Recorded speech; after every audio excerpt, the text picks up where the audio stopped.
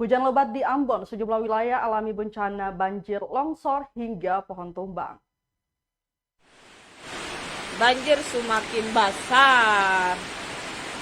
Hujan lebat yang melanda kota Ambon sejak Senin 4 Juli 2022 malam hingga Selasa 5 Juli 2022 pagi kembali mengakibatkan bencana banjir dan tanah longsor.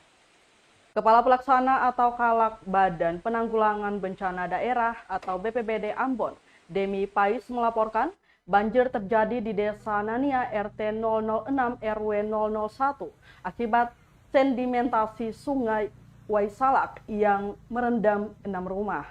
Sedangkan longsor di Kelurahan Amantelu RT 003 RW 03 Batu menimpa rumah warga sehingga dinding dapur rusak. Yang terdampak 3 kepala keluarga. Selain itu, titik genangan air juga terjadi pada sejumlah kawasan dan jalan umum, antara lain Desa Waiheru, Pasar Cokro, Desa Hunut, Dusun KTKT, Negeri Halong, Air Besar, Paso, depan Mall ACC. Selain bencana banjir dan tanah longsor, terjadi pula talut patah dan bencana pohon tumbang di Desa Poka, Unpati, dan Paso Air Besar. Dengan intensitas hujan yang terjadi saat ini, Kalak berharap masyarakat yang bermukim di daerah-daerah pinggiran sungai agar meningkatkan kewaspadaan karena berdasarkan pantauan CCTV, debit air telah meluap.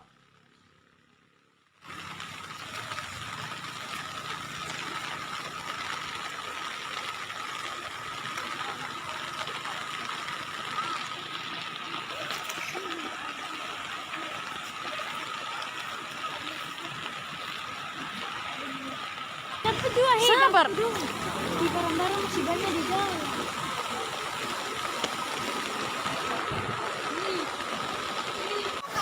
Ini lah.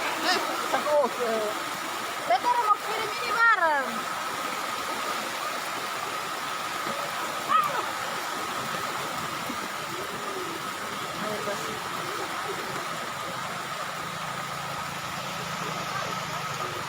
Terima kasih sudah nonton.